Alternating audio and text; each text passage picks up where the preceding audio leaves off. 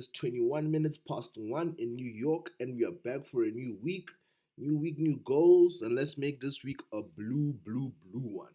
Let's first start off with our economic calendar to gain our bearings so we know what is going on for the week. And as you can see, we have a very busy week. Very busy week.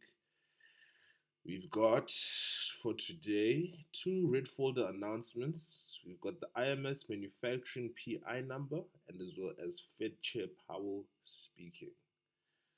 Man, oh man, oh man. That's like 10 a.m. New York Standard Time and then 11 New York Standard Time. So we'll see what's going to happen. We'll see what's going to happen. I'm expecting a two-stage movement since we have two news drivers within one session. Low key, similarly to what we saw last week. I mean, on Friday. Friday, we had the core PCE price index and then we had the revised UOM consumer sentiment. So, price at 8:30, that's in my local time, it's 2:30. 8:30 is New York, Eastern Standard Time, etc. The 8:30 news pushed price up, whereas the 10 a.m. news pushed price down. 4 p.m. is 10 a.m. New York Standard Time, by the way, my local time since I'm in South Africa. You know, that's what it is. So I'm low-key gonna be expecting the same thing, but I'm not really gonna go too hard today. I'm also looking at say tomorrow and the rest of the week. Getting ready for NFP. So we'll see how that goes. We'll see how that goes. For those who don't know or are not with us as of yet, be sure to check us out on Twitter. Be sure to check us out on Twitter. We'll be posting a lot of value. And for the next coming days, I'll be posting some back testing stuff that I'll be doing, for the S&P and for Nasdaq, just like a more detailed look and etc. and etc. If you're interested in that, be sure to check us out. The hashtag backtest with Sitchmaddy. That's how you pronounce it, Sitchmaddy. But like if you just hit me up on Twitter, you can get all the details and such. There's the profile, smart money, full-time creative and day trader. And that's just where we're at with it. Now that is done, let's go into the chart. We're gonna start off with the Nasdaq. I'm gonna run through the Nasdaq, the ES, probably the DXY, and maybe GBPUSD. This week we just gonna be focusing on. We're recording light. We're just gonna be focusing on the Nasdaq. So let's just start off on the higher time frame. Let's go to the weekly time frame. 1 week over there. As we go to the weekly time frame, as you can see, we took out that buy side liquidity over there on the up to the upside, purged that, broke to the downside, took out that low, price went up again, and now we heading down. Right now, what we can see this weekly fair value gap over there. As you can see, I'm just gonna mark that out so we can see what's up. Okay, have that over there. I'll have that over there. Okay, I'll make that a bit bold just so that we have our bearings when we scroll down to the lower time frames, just so that we can have a better understanding of what we have going on. And then I can see this fair value gap over there. I think that's definitely the next one that we'll chase down to. Perhaps we can even try to fill out that one. But as for the time being, this one here definitely, I would like to see price trade back into that. So what my thinking is that price will retrace back into that fair value gap over there, and then begin to displace towards the downside. That is about almost 700 points. Not bad. Let's go down to the daily time frame now that we have our most recent levels. Fair value gap there, one that exists beneath us now. Daily time frame. Let's see what it's looking like. We're on the daily time frame. As you can see, we have this area here. I'm personally looking for us to get up to that area. I'm just going to. No, I'm not gonna mark that out. I'll just take note of that. Okay, we anticipate that area. But now, what further on gives me confirmation or helps me further anticipate the bullish move is that we took out this daily pool of sell side liquidity, purged that, and now we're starting to move up to the upside. We had a break of structure there. We broke that daily lower high, and now I'm expecting to find a fair value gap within this price run here, which will allow us to, or that I would like for price to retrace back into and then push to the upside. Let's check out the 1 hour. 1 hour time frame. Here we are. As you can see, there's this nice hourly fair value gap that exists within the daily fair value gap area. No, that's the weekly one. My apologies. I am definitely keen on getting a sell there and then heading down towards the downside. As we just currently take a look to measure out where are we relative in this price range, we are still in discount, so I am definitely hunting sells. I would look for price to retrace back into that new week opening gap over there and perhaps start working its way to the upside. As you can see there, let's move down to the M15. All right, M15, that's the situation right now. Yeah, I'd like to see us fill that out and then begin to make our way back up. But it's still pretty early. It's only 1. It's not even London open yet. So we'll see what's happening. I'm just watching and tape reading today. So yeah, that's the current situation on that. I'm looking for a slight push up to the upside into that weekly fair value gap area, and then we'll displace downwards to fill out that gap. Let's go to the ES. S&P will start out on the weekly time frame as well. I really hope the audio is coming in nicely. There's something going on with my mic, but I'll sort it out by the end of the week. ES, here we are. Okay, ES, is that a fair value gap over there? Okay, we had the fair value gap there, tapped into, we displaced down. We filled out that first objective. I'm thinking perhaps this volume imbalance there we could also get down into. I'm just gonna mark that out so that we can keep note of it for the rest of the week. Mark that out. Just this area that I'd like to see price just come back down and revisit or refill out and etc. Low-key, similarly to the Nasdaq, we have this weekly fair value gap that exists, so we could see price head up into it and then continue down. So I'm just also going to mark that out so that we have an idea of it for the week coming. Alrighty, just like that. Let me clone you, command drag, right, do that, 2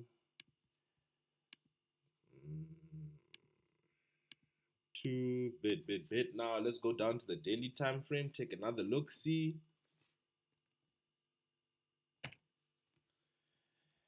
Daily time frame, we tapped into that gap, we hit the order block there. We could retrace up. You can see that fair value gap on the daily within that weekly fair value gap zone. We could see something, not books, go down. Let me just move this a bit up. I think that'll be best for me. Something like this, trade up to there and then head down there. We'll see.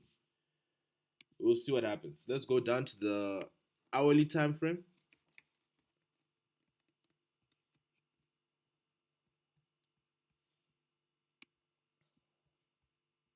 Hourly time frame.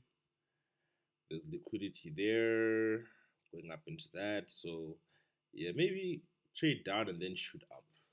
Let's say the 15-minute. Low-key similar to Nasdaq, even though she has her own personality. We'll see what happens. We'll see what London offers us, and then it'll give us more confirmation, or it'll give us more info for what price is likely to do going into New York session. That's that on that. More on that later. Yeah, more on that later. Let's go to another chart. Let's look at the DXY. DXY, here we are.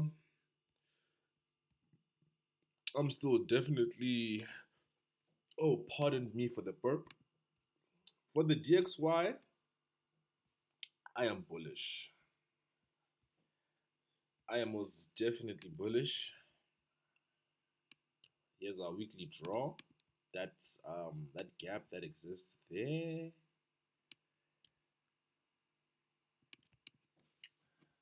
I'm anticipating price to get up to 108. Right? 108. We have this fair value gap that exists within our weekly fair value gap zone.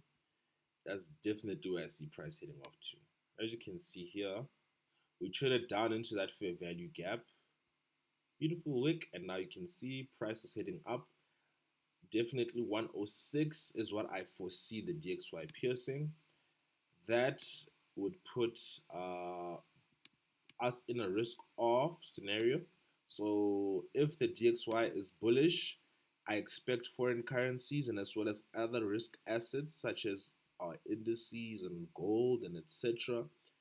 to be on the bearish side when the DXY is bullish, and the opposite is true. When the DXY is going up, I expect us or foreign assets and risk assets to also be going the opposite direction. Quite simple. See the DXY going up. That would warrant shorts for the foreign currencies and such for the remainder of the week, by the look of it. For the remainder of the week. Quick scroll down to the 4H. All right. Okay, we could see some bearish movement on the 4 hour just to fill out this area here.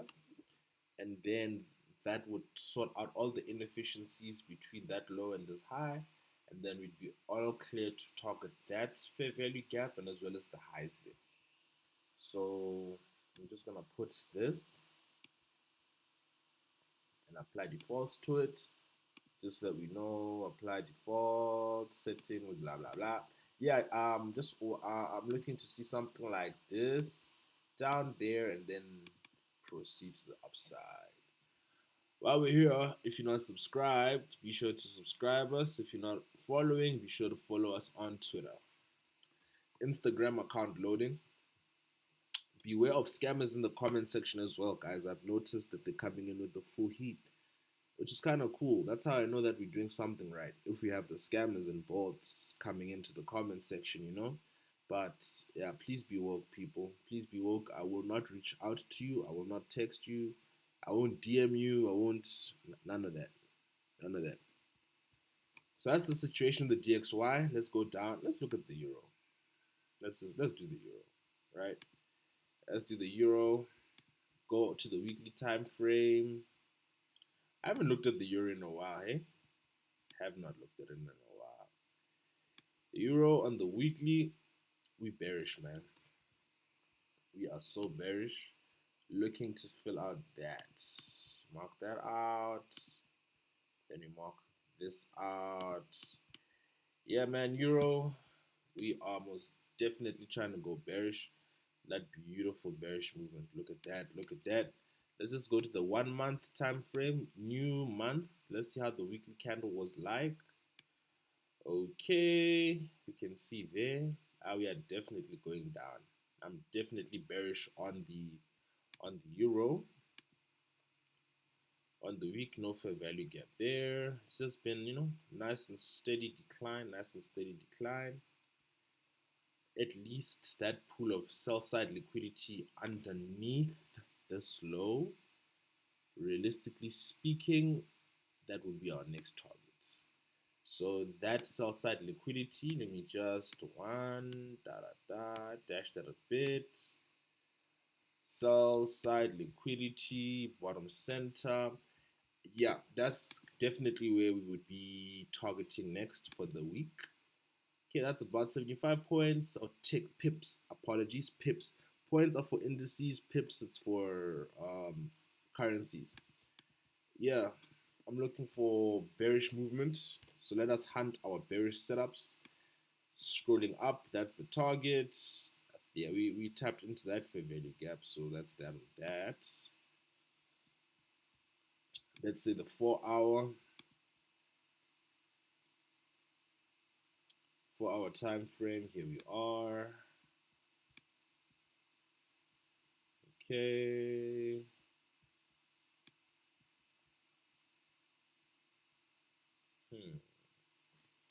We could have something here. You can see we purged that. All right, we took out that, had some displacement to the downside. I can see a 4H level over there. A 4H level right over there, right? Let me just do this, like so, and like so. All right, mark that out. Are we still recording? Perfect. I'm not out of space yet. It's been such a struggle, man. Like, I'll get through so much info and then my laptop will just decide, nope, we're not gonna put that out, which really sucks. It really sucks. But yeah, looking at this fractal right now, the idea that I have in my mind is that something like this, stop loss just above that high, and then ride it all the way down towards that weekly south side level. Probably keep the trade open, and then just all the way down to that level. That is what I would be looking for, what I would love to see. Now we're just going to look for more evidence to support that. Let's go to the 1 hour. Okay, a bit more mess. Okay, the M15, nothing really there. Nothing really there. Okay, had the market structure shift though, broke that. Yeah, man, I am just looking for that 4H fill. That's literally all that I'm looking for right now. I'll probably place an order for that. Mm. Definitely looking for an order for that. That's my TP1, and then yeah, that's my situational current stance on the euro. Let's see how well this ages. So it's Tuesday, Friday, whatever. Da da da. Yes. We'll see what happens for the week. I am looking at that most definitely. That's what I'm looking now for that euro. For that euro, and it low-key sits well with that DXY because DXY, I'm anticipating some measure of bearish movement. Bearish movement there. We'll see the mirror opposite with the euro where it should slightly trail up and then we head down. This I don't see us revisiting that. Honestly, if we do, it's fine. But yeah, I've got the fair value gap, I've got an order block, and I have a high. My stop loss is behind 3 different PD arrays, so that gives me a measure of confidence and safety. But we'll see what happens with the euro. For the pound, the cable, let me take this out. Let me just go to the daily real quick. Alrighty. Pardon me, daily time frame, 1 week. Let's see. Alrighty, on the weekly time frame, break of structure, we have that. We have a fair value gap that exists right over there for our next draw on liquidity. Yes, sir, the next draw on liquidity right over there. Is this mic working? Don't disappoint me, microphone. Yeah, that's my next target, honestly, that I'm looking at. Right, put that there. The magnet, draw of liquidity. Our closest fair value gap exists just above there. Right, I'll just, okay, there's this one and then there's that one as well. But I'm looking at this one. So then Just mark it out like so that we have an idea of where it is, etc. Okay, let's go to the daily time frame. Daily time frame, here we are. There is a fair value gap that exists there by the weekly level. And if you look here, we have a a bullish one. So I saw we took out sell side liquidity down there, purchased down, displacement up, and now we're looking, maybe we could take a young buy up, and then, which again also kind of feeds into this. We get that slight retraced to the fair value gap, and then we should see this one doing the opposite, and etc. But then for age, we just took out that buy side over there, right, from this above this high, took that out, displaced down, and you can see this 4-hour fair value gap. So I'm just going to mark it out. Put that there for the 4-hour, 4-hour. See, we slightly tapped into it. We could possibly revisit or just, continue down. But, that is our area that we're watching for our. There's also one here.